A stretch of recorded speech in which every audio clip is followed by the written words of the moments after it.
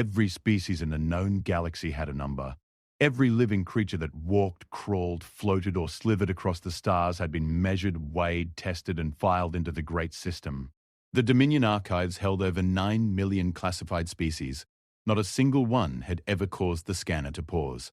Not a single one had ever made the machine ask a question it was not designed to ask. And then, on a quiet afternoon aboard the classification vessel Rathara, a species from a small blue planet at the edge of an unremarkable arm of the galaxy stepped into the scanning chamber. The machine hummed. It flickered. And for the first time in 4,000 years of perfect operation, it displayed 2 words no one had ever seen before. Do not classify. This is not a story about the scanner. This is a story about what happened after. And if you think you know where it ends, you are wrong. Because no one, not even the ones who built the machine, understood what they had just found. The Rathara was one of the oldest ships still in active service under the Galactic Dominion. It was not a warship. It was not a trade vessel. It was something far more important. It was a classification ship. Its purpose was simple. When a new species was discovered anywhere in the galaxy, the Rathara would travel to the location, collect samples, run biological and psychological scans, and assign the species a classification number. That number determined everything. It determined whether the species would be allowed to trade, whether they could travel between star systems, whether they would be treated as intelligent beings or as animals, whether they would be protected or ignored, whether they lived freely or were placed under observation. The system had worked without error for thousands of years. The scanner aboard the Rathara was considered the most advanced piece of biological analysis technology in the known universe. It could read DNA structures in seconds. It could map brain activity in real time. It could measure emotional range, cognitive function, physical capability, threat level, social complexity, and reproductive strategy, all in a single sweep. It had classified predators the size of small moons. It had classified organisms made entirely of light. It had classified beings that existed across multiple dimensions at once. Nothing had ever confused it. Nothing had ever caused it to hesitate. The officer in charge of the current mission was a Valorian named Kalen. Valorians were tall, thin beings with skin the color of pale silver and 4 long fingers on each hand. They were known throughout the galaxy for their patience and their love of order. Kalen had been running classification missions for over 60 years. In that time, he had personally overseen the scanning and filing of over 300 new species. He had seen things that would drive lesser minds to madness. He had once watched the scanner categorize a species that fed on gravity itself.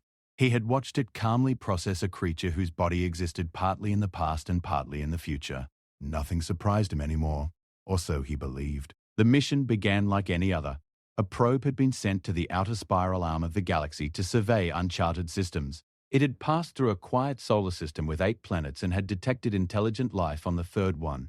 The probe collected atmospheric data, intercepted communication signals, and returned with a basic biological sample taken from a deceased member of the species. The initial report described the species as bipedal, carbon-based, oxygen-breathing, with moderate intelligence and a relatively short lifespan.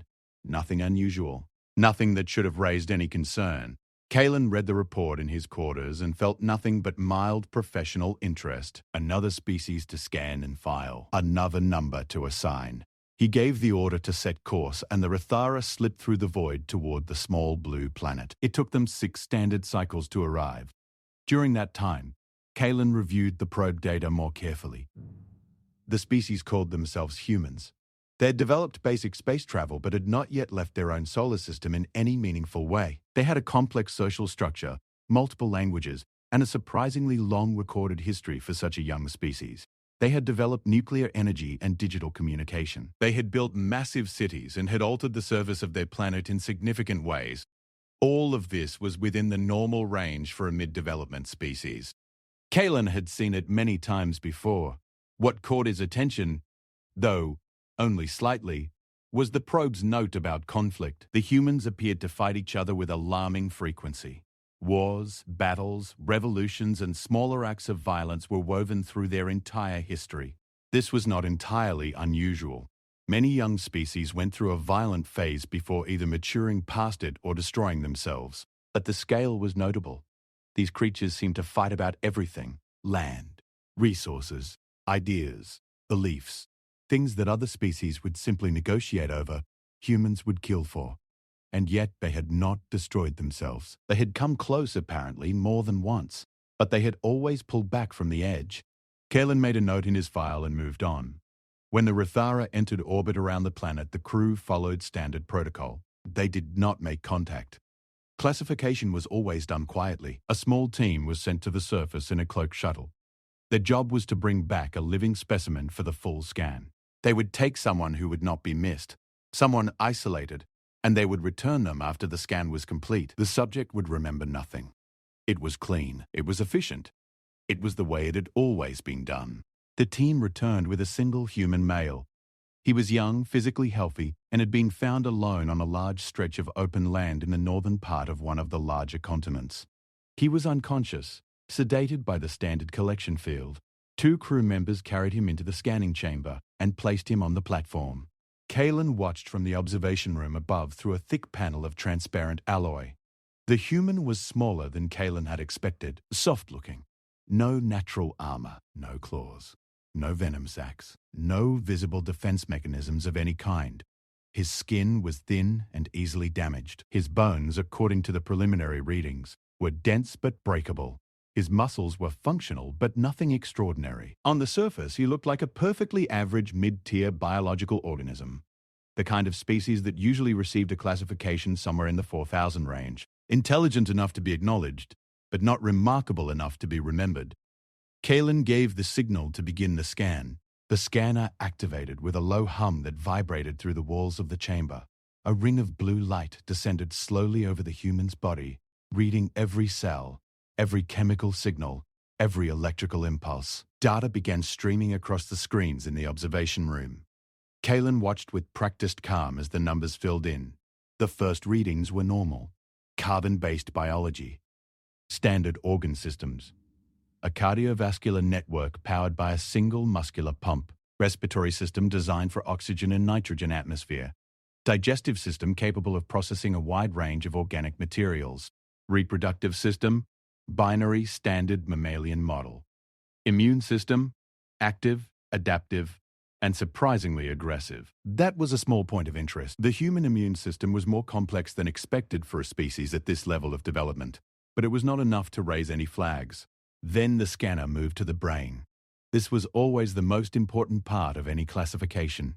The brain determined the species' intelligence level, emotional capacity, social complexity, and potential for development.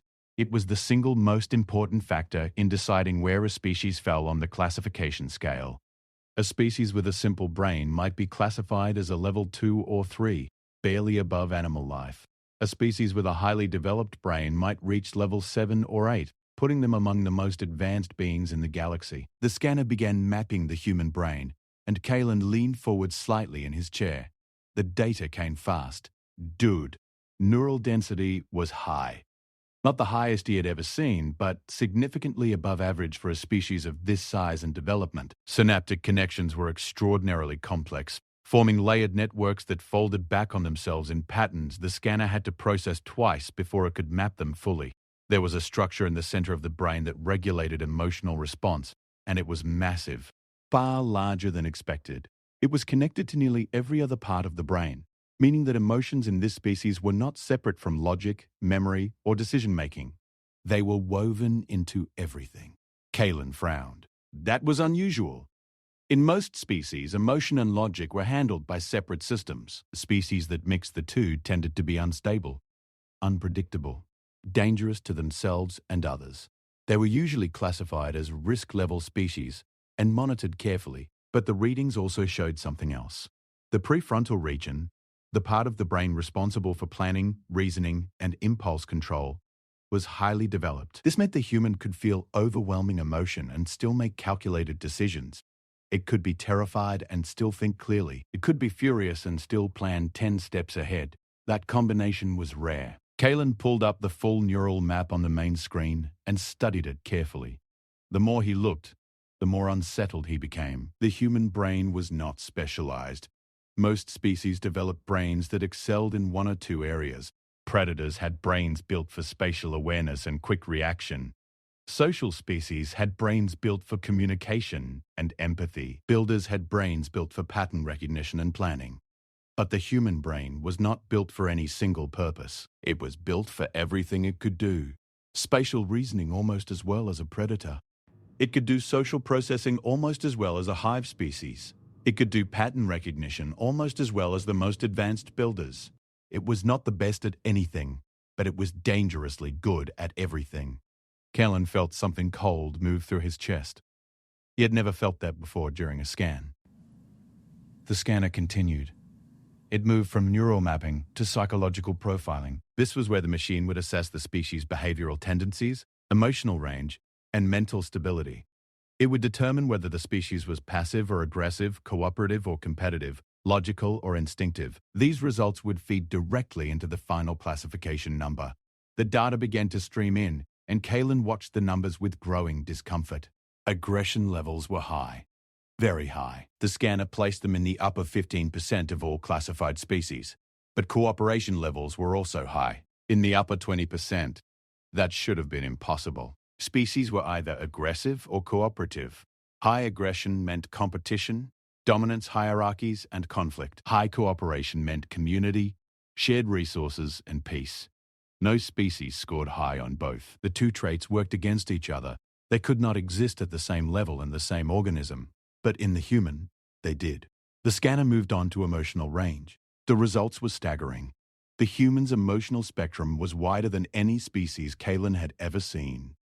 It went from depths of despair that matched the most emotionally sensitive species in the archive to heights of joy that exceeded them.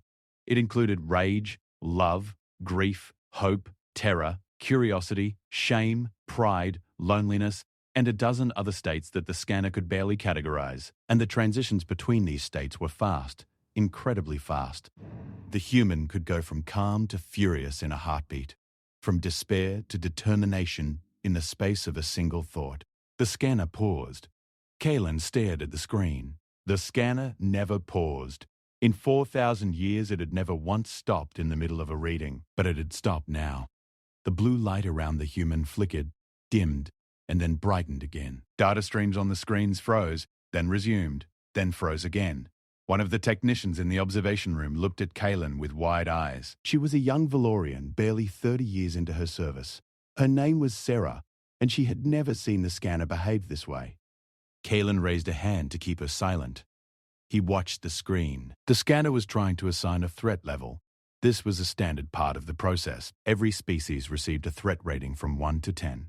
Level 1 meant the species was harmless. Level 10 meant the species was an existential danger to other forms of life. Most intelligent species fell between 3 and 6. Predator species sometimes reached 7 or 8. Only 3 species in the entire archive had ever been rated a 9, and all 3 had eventually been contained or had gone extinct. The scanner could not assign a number to the human. It kept trying. The number on the screen flickered rapidly, cycling through values. 3, 5, 7, 4, 8, 6, 9. It could not settle on a single value because the human did not have a fixed threat level. Its threat level changed depending on circumstances. Under normal conditions, the human was a 4 or 5. Intelligent, capable, but manageable. Under extreme stress, the number jumped to 8 or 9. The human became something else entirely when pushed to its limits. Its body flooded with chemicals that increased strength, speed, and pain tolerance. Its mind narrowed to a single focus. It became, in those moments, one of the most dangerous organisms the scanner had ever analyzed. But then, just as quickly, it could drop back down. It could go from a 9 to a 3 in minutes. It could hold a weapon in one hand and a child in the other. It could destroy and create in the same breath. The scanner could not process this. It was not designed for a species with a variable threat level. Every other species in the archive had a fixed number. The scanner expected consistency. The human offered none. The machine tried one more time to complete the classification. It gathered all the data, all the readings, all the numbers and patterns and contradictions, and it attempted to calculate a final result. The screens filled with processing codes. A hum of the machine grew louder. The blue light around the human pulsed rapidly, and then it stopped. Every screen in the observation room displayed the same message. Do not classify. Kalen stood up slowly from his chair. He looked at the words on the screen, and for the first time in 60 years of service, he did not know what to do. Sarah spoke quietly from behind him. "What does it mean?" she asked. Kalen did not answer. He could not answer, because the scanner had always given an answer, always. For 9 million species across thousands of years, it had always produced a number. It had always placed the species somewhere on the scale. It had always known what it was looking at, until now. He looked down through the observation panel at the human lying unconscious on the platform, the small, soft, breakable creature that should have been a simple classification. The creature that had no armor, no claws, no venom, no natural weapons of any kind. The creature that looked, by every outward measure, like it should be prey. The creature that the most advanced classification system in the galaxy could not define. Kalen pressed the communication panel on the wall and opened a channel to the ship's captain. "We have a problem," he said. "What kind of problem?" the captain asked. Kalen looked at the screen one more time. The words glowed in steady red light. "Do not classify. The kind that has never happened before," he said. The line was quiet for a long moment. Then the captain's voice came back sharp and controlled. "Bring the data to the command deck, all of it, and keep the specimen secured. No one goes near it until I give the order." Kalen closed the channel and turned to Sarah. "Seal the chamber," he told her. "Full containment protocols." Sarah hesitated. "For a level 4 species?" she asked. "Standard containment should be more than enough." Kalen shook his head. "That is not a level 4 species," he said. "I do not know what that is. And until we do, we treat it as the most dangerous thing on this ship." He turned and walked toward the command deck, the weight of something he could not name pressing down on his shoulders. Behind him, the scanner remained frozen on its final message, the red letters burning steadily in the dim light of the observation room. "Do not classify." And somewhere below, in the sealed chamber, the human slept, unaware of the fear it had caused, unaware of the questions it had raised, unaware that its very existence had broken something that had never been broken before. Its chest rose and fell with steady, quiet breaths. And if anyone had been watching closely, they might have noticed something small, something that the scanner, for all its power, had failed to record. In his sleep, the human was smiling. The command deck of the Rathara was a wide, circular room at the top of the ship.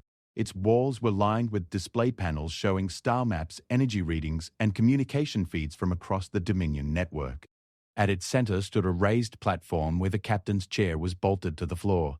The chair was occupied by a Tethany named Vorath, a broad-shouldered being with deep green skin and 6 eyes arranged in 2 rows across his wide face. Tethany were known for their calm under pressure, their ability to process multiple streams of information at once, and their complete refusal to panic. Vorath had commanded the Rathara for over 40 years and had guided it through encounters with species that ate starlight and civilizations that existed inside the cores of dying stars. He had never once raised his voice.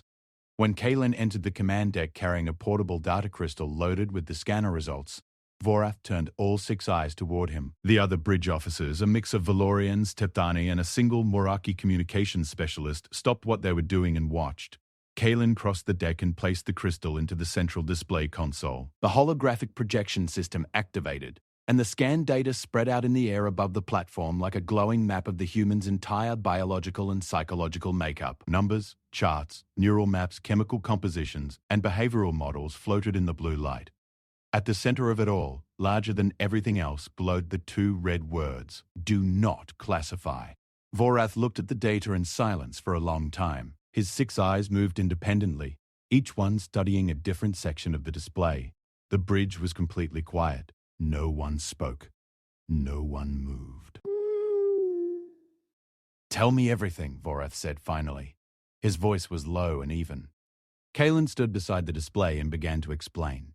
He started with the basics. Carbon-based biology. Standard organ structure. Nothing remarkable on the surface. Then he moved to the brain, and as he described what the scanner had found, the atmosphere on the bridge shifted. The other officers began to lean forward. The Muraki specialist, a small being with fur the color of rust and large dark eyes, stopped blinking entirely, which was a sign of deep concentration in their species. Kalen explained the neural density, the interconnection of emotional and logical systems, the impossibly broad cognitive range. He explained how the human brain was not specialized for any single function, but was capable of performing nearly all functions at a competent level. He explained the emotional spectrum, the rapid shifts between states, the coexistence of extreme aggression and extreme cooperation within the same organism. When he reached the threat level failure, Vorath held up one large hand. "Show me," he said. Kalen replayed the scanner's attempt to assign a threat level. The holographic display showed the number cycling through values like a broken counter. 3 to 7 to 5 to 9 to 4 to 8, over and over. Never settling, never stabilizing. The bridge officers watched in silence as the number spun for nearly a full minute before the scanner gave up and displayed its final message. Vorath leaned back in his chair. He was quiet again, and this time the silence lasted even longer. "Has the scanner ever done this before?" he asked. "No," Kalen said. "Never. Not once in its entire operational history. Every species we have ever encountered has received a classification. The system was designed to handle any form of life, any biology, any psychology, any level of complexity. It was built to be comprehensive. And yet it cannot classify this one," Vorath said. "No, it cannot." Vorath turned one pair of eyes toward the Meraki specialist. "Tehran," he said, "open a secure channel to the Dominion Science Council." Priority Level 3. Darren hesitated. A Priority 3 communication would be flagged immediately. It would reach the highest levels of the Dominion within hours. It was a signal that something significant had been discovered, something that could not wait for normal reporting channels. "Are you certain, Captain?" Darren asked. Vorath looked back at the holographic display. The red words still glowed at its center. "I am certain," he said. "This needs to go up the chain. Now." While Darren prepared the communication, Vorath turned back to Kalen. "Where is the specimen?" he asked. "Sealed in the scanning chamber." "Full containment," Kalen replied. "Is it still sedated?" Yes. The standard collection sedation should keep it unconscious for another 8 to 10 hours. Vorath nodded slowly. "I want the sedation maintained. I want armed guards outside the chamber at all times. I want a secondary containment field activated around the entire medical section, and I want all scanning data restricted to command-level personnel only. No one else on this ship hears about this until we have guidance from the Council." Kalen acknowledged the orders and turned to leave. But Vorath stopped him with a question. "What is your assessment, Kalen?" "Not as a classification officer. As someone who has spent 60 years studying life across the galaxy. What do you think this species is?" Kalen stood still for a moment. He looked at the data floating in the air. The neural maps, the emotional ranges, the shifting threat levels, the impossible contradictions that the scanner could not reconcile. "I think," he said slowly, "that this species is something the system was not built to understand. The scanner works by comparison. It measures a species against every other species in the archive and finds where it fits. But this one does not fit anywhere. It is too aggressive to be classified with the cooperative species, too cooperative to be classified with the aggressive ones, too emotional to be classified with the logical species, too logical to be classified with the emotional ones. It contradicts itself at every level, and the scanner does not know what to do with contradictions." He paused. Then he said something that made several officers on the bridge shift uncomfortably. "I think the scanner gave the only honest answer it could. It told us not to classify this species because putting a number on it would be a lie. Any number we assigned would only be true some of the time. And a classification that is only sometimes accurate is worse than no classification at all." Vorath absorbed this without visible reaction. "Return to the medical section," he said. "Monitor the specimen. If anything changes, I want to know immediately." Kalen left the command deck and walked through the long corridors of the Rathara toward the medical section. The ship felt different to him now. He had walked these corridors thousands of times, and they had always felt safe, ordered, and predictable. Now something had changed. The ship was the same, but his understanding of what it contained had shifted. There was a creature in the belly of this ship that the most advanced technology in the galaxy could not define, and that creature was sleeping peacefully, completely unaware of the chaos it had caused. When he reached the medical section, he found Sarah waiting outside the sealed chamber doors. She had followed his orders precisely. The containment field was active, glowing faintly around the walls. 2 armed guards stood on either side of the door, their weapons powered and ready. Through the transparent panel in the door, Kalen could see the human still lying on the scanning platform, still unconscious, still breathing those slow, steady breaths. Sarah stepped closer to Kalen and spoke quietly. "I ran additional analysis on the biological data while you were on the command deck," she said. "I found something else." Kalen looked at her. "What did you find?" Sarah pulled a small data pad from her belt and held it up. The screen showed a chemical analysis of the human's blood. She pointed to a cluster of highlighted compounds. "These are stress hormones," she said. "The human body produces them in response to danger or fear. They increase heart rate, sharpen focus, and prepare the body for physical action. Most species have something similar. But look at the concentrations here." Kalen studied the numbers. They were high. Extremely high. The human's blood carried stress hormones at levels that would be toxic to most other species. "This creature lives in a constant state of low-level stress," Sarah said. "Its body is always producing these chemicals, always ready, always prepared for something to go wrong. It is as if the species evolved in an environment where threats were constant and unpredictable, where danger could come from anywhere at any time." "That matches the probe data," Kalen said. "Their planet is geologically active, with extreme weather patterns, predatory animals, and widespread competition among their own kind. They evolved under relentless pressure from every direction, but that is not all." Sarah continued. She swiped the screen to show a second set of data. "These are bonding chemicals, hormones that promote attachment, trust, loyalty, and emotional connection. The human produces these at levels that are equally extreme. It does not just prepare for danger. It also forms deep emotional bonds with other members of its species, and not just its own species. The probe data shows that humans form emotional attachments to other animals, to objects, to abstract concepts. They can bond with almost anything." Kalen stared at the data. The contradiction was there again. A species that was constantly prepared for violence and simultaneously driven to form deep emotional connections. A species that lived with one hand on a weapon and the other reaching out to hold something close. "There is more," Sarah said. She swiped again. "This is the most unusual finding." She showed him a brain scan image, a detailed map of neural activity patterns during various simulated states. "I ran the psychological models through the scanner's simulation system," she explained. "I wanted to see how the human brain would respond to different scenarios. Standard procedure for any classification. And what I found is that the human brain does something no other species in the archive does." She pointed to a specific pattern on the scan. "When faced with a situation that is clearly hopeless, where all logical analysis says there is no chance of survival or success, most species show a decrease in brain activity. They accept the outcome. Their minds shut down non-essential functions and prepare for the end. It is a natural, efficient response. But the human brain does the opposite," she said. "When faced with a hopeless situation, neural activity increases dramatically. The brain becomes more active, not less. It starts generating new connections, new pathways, new solutions.